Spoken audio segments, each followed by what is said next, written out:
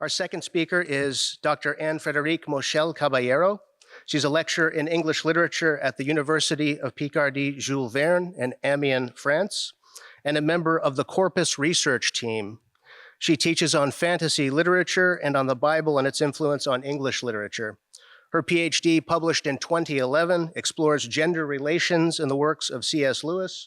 Her research focuses on fantasy literature, gender, and the interface between literature and theology. She's published on authors including Lewis, George MacDonald, Madeleine L'Angle, and J.K. Rowling.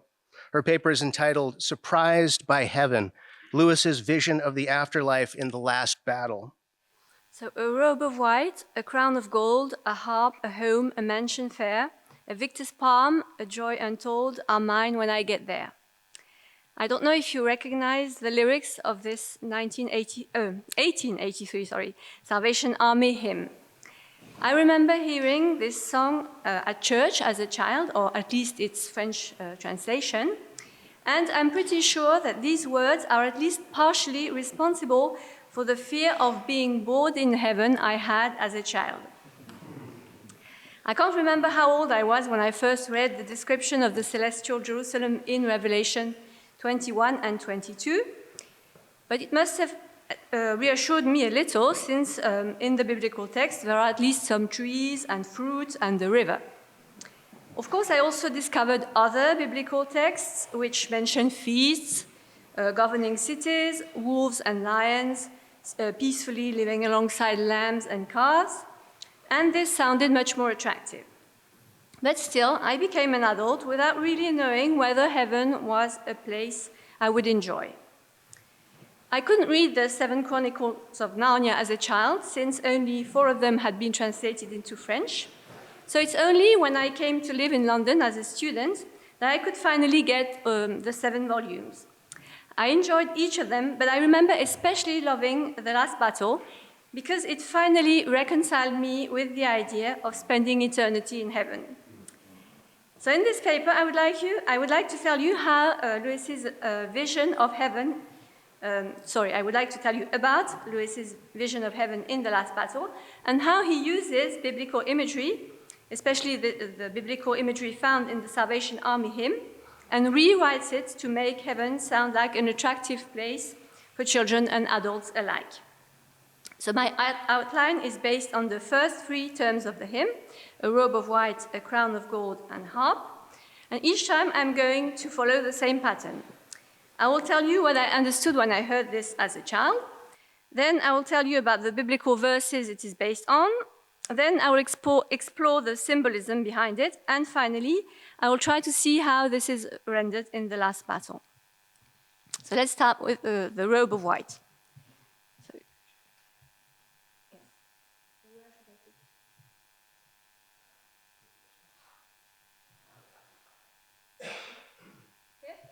Okay. Thank you. So what I understood when I heard this as a child was that if heaven would be a place of uniformity, where there would be no colors, and a place which I unconsciously associated with cold and death, white being the color of snow, of ice, and corresponding to the death of nature in winter. So are there any biblical verses mentioning white robes? The answer is yes. There are no fewer than 8 verses in Revelation alone mentioning white robes for the saved. In the Synoptic Gospels, when Jesus appears to his disciples in a glorified state during the Transfiguration, he is described as wearing a white garment. So what could the symbolism behind it be? I said could be because there could be several symbolic meanings for each image I'm going to mention, and so each time I've just chosen 1 or 2. So in Revelation 3:4, the people who are dressed in white have not soiled their clothes. So this could suggest the idea of purity. And the same goes for Revelation 19:14, wearing fine linen, white and pure. In the verses referring to Jesus, white could be a symbol of perfection. So how is this rendered in The Last Battle? When Tyrion gets to Aslan's country, he meets kings and queens wearing glittering clothes, but the color white is not mentioned. The kings are said to wear fine mail as well, and Tyrion himself then discovers that he is dressed in such clothes that he would have worn for a great feast in Cair Paravel. So Pauline Bain's illustration, which Lewis had a say in, confirm that they all appear to be dressed in clothes that are medieval, diverse, and probably colorful, although the original illustrations were not colored. The clothes all look beautiful. However, coats of mail and long gowns are not usually very comfortable. But then comes a reassuring remark by Lewis, the narrator. But in Narnia, your good clothes were never your uncomfortable ones. They knew how to make things that felt beautiful as well as looking beautiful in Narnia. And there was no such thing as starch or flannel or elastic to be found from one end of the country to the other. He sounds like he knows firsthand. Indeed, we know from his autobiography, Surprised by Joy, that he hated uncomfortable clothes, especially school uniforms. The idea of a perfect world is wonderfully illustrated by this remark in a very simple and concrete way. The idea of purity is also present. Tyrion has been involved in a deadly fight, and when he sees the beautiful kings and queens, he suddenly feels awkward about coming among these people with the blood and dust and sweat of the battle still on him. However, next moment, he realized that he was not in that state at all. He was fresh and cool and clean. Just with this short passage, we find the ideas of perfection and purity represented in a way that sounds attractive to children and adults who like to be both comfortable and nice looking. Let's turn to the second image now, the crown of gold. So what I understood as a child when I heard that we were to wear crowns of gold in heaven, well, I wasn't too happy about it because I was quite shy as a child and I didn't enjoy being in the limelight. So wearing a crown of gold didn't particularly appeal to me. And neither did living in the celestial Jerusalem the way it's described in Revelation. A city paved with gold, full of pearls and precious stones, sounded far too metallic and glittering to me. So, is there a biblical verse mentioning a crown of gold in the context of the afterlife? Yes, there is. Revelation 4:4 mentions golden crowns, but based on this verse, we could think that they are reserved for special people, the 24 elders. But there are at least 4 other verses mentioning crowns for the faithful. So, for example, 2 Timothy 4:8 mentions a crown of righteousness. James 1:12 mentions a crown of life. So does Revelation 2:10, and 1 Peter 5:4 mentions the crown of glory. So what could the symbolism behind it be? The crowns in these verses are referred to as rewards for those who have persevered until the end. Lewis suggests a symbolic meaning for the crowns and the gold in the New Jerusalem in mere Christianity. Crowns are mentioned to suggest the fact that those who are united with God in eternity share his splendor and power and joy. Gold is mentioned to suggest the timelessness of heaven, gold does not rust, and the preciousness of it. So how does Lewis make glitter attractive, and how does he develop the idea of glory in the last battle? In other words, let's first deal with the gold and then with the crown. Both in the book of Revelation and in the last battle, paradise contains urban and rural elements. As a romantic inspired by Wordsworth, Lewis did not like cities very much. So, whereas the emphasis is on the city in Revelation, it is on the garden in Lewis's depiction of Aslan's country. In The Allegory of Love, published in 1936, so 20 years before the last battle, Lewis already welcomed John de Meun's description of heaven as a green park with its unearthly peace, its endless sunshine, and fresh grass and grazing flocks. And he opposed it to previous attempts as dull catalogues of jewelry and mass singing. Nevertheless, Lewis's depiction in the last battle bears some resemblances with the golden city adorned with precious stones. Thus, the waterfall is flashing like diamonds. Once Jill swims up the waterfall with her friends, she goes up and up with all kinds of reflected lights flashing at you from the water and all manner of colored stones flashing through it. Once the group reached the garden, they notice trees whose leaves look like silver and their fruit like gold. And when Lucy looks down over the wall of the garden, she spots shining cliffs. So, in Lewis's rendition, the lexical field of brightness is present, but it's mostly linked to nature rather than to artifice. Now let's turn to the notion of glory. In a sermon called The Weight of Glory, Lewis explains what he means by glory. In very poignant terms, he refers to a lifelong nostalgia, a deep longing to be reunited with something in the universe from which we now feel cut off, to be on the inside of some door which we have always seen from the outside. To please God, to be a real ingredient in the divine happiness, to be loved by God, not merely pitied, but delighted in, as an artist delights in his work, or a father in a son. It seems impossible, a weight or a burden of glory which our thoughts can hardly sustain. In the last battle, we find an illustration of this in Jules, the unicorn's reaction when he arrives in Aslan's country. I have come home at last. This is my real country. I belong here. This is the land I've been looking for all my life, though I never knew it till now. We find a further illustration of the notion of glory when we are told about Tyrion's reaction when seeing Aslan for the first time. There stood his heart's desire, huge and real, the golden lion, Aslan himself. As for Lucy, she forgets everything else when Aslan comes. She's still not perfectly happy at this point because she's afraid of being sent away to her own world again, which would mean parting with Aslan. But then the lion reassures her. The term is over. The holidays have begun. The dream is ended. This is the morning. Under Lewis's pen, the abstract notion of glory becomes very concrete, which again speaks to children, but not only to them. The idea of waking up on a bright morning at the beginning of a holiday and of being forever in the presence of the literally awesome Aslan. Now let's turn to the harp. What I understood when I heard the mention of a harp is that heaven would not be much fun in terms of activities. I pictured myself as attending a sort of never-ending church service where we would all sing and play music in praise of God for all eternity. So are there any biblical verses mentioning a harp in the context of the afterlife? Yes, there are.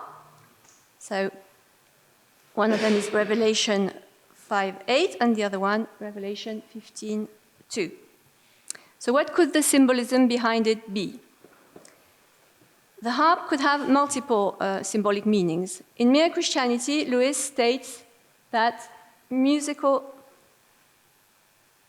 instruments are mentioned because for many people, not all, music is the thing known in the present life, which most strongly suggests ecstasy and infinity.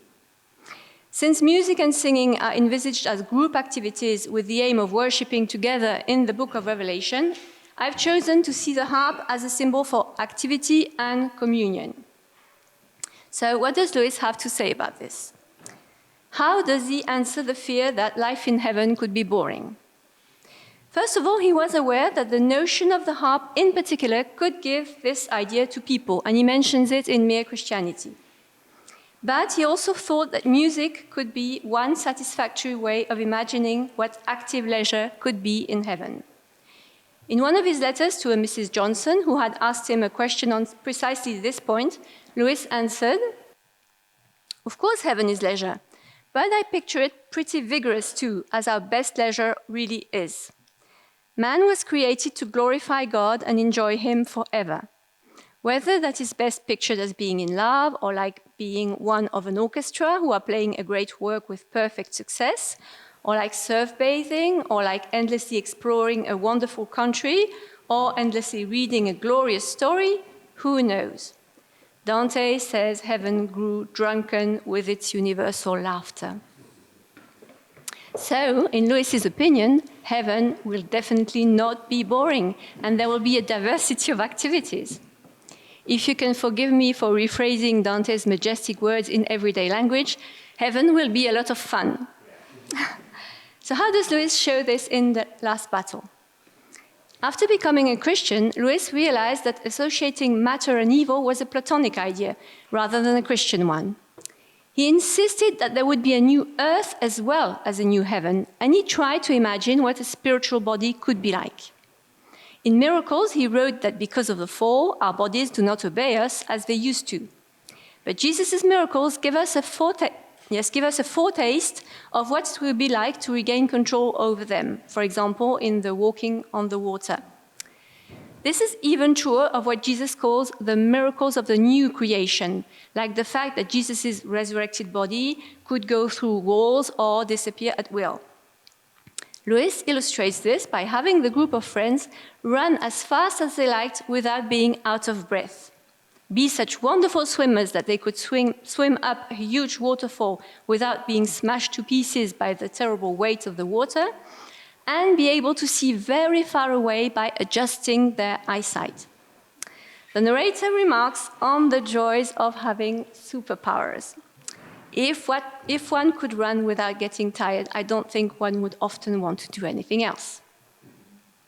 He thus appeals both to children who are fond of stories of superheroes and to adults who might have health issues and wish their bodies were not aging and getting weaker. Finally, let us talk about the idea of communion. How is the idea of communion developed in Narnia? Although being reunited with loved ones should never be one's main motivation for going to heaven, and Louis warns against this in Mere Christianity, it is still presented as a valid reason for rejoicing in the last battle. When the group arrive at the Golden Gates, they are greeted by all the famous people and creatures of ancient Narnia. Repeat the Mouse, Fledge the Flying Horse, Mr. Tamnus the Fawn, just as Christian met famous people from the Old Testament in the Pilgrim's Progress. And this fills them with joy and awe. This passage is particularly attractive for readers. Apart from the promise of being joyfully reunited with departed loved ones, the fact that the Pevensey children meet their parents at the end of the story also fulfills the desire of children who are happy to live great adventures away from their parents, but are equally happy to find that they're still there in their lives once the story is over. On the other hand, the reader's appetite for encountering characters they loved from previous books is also satisfied. Again, the idea of communion is expressed in a very concrete and relatable way.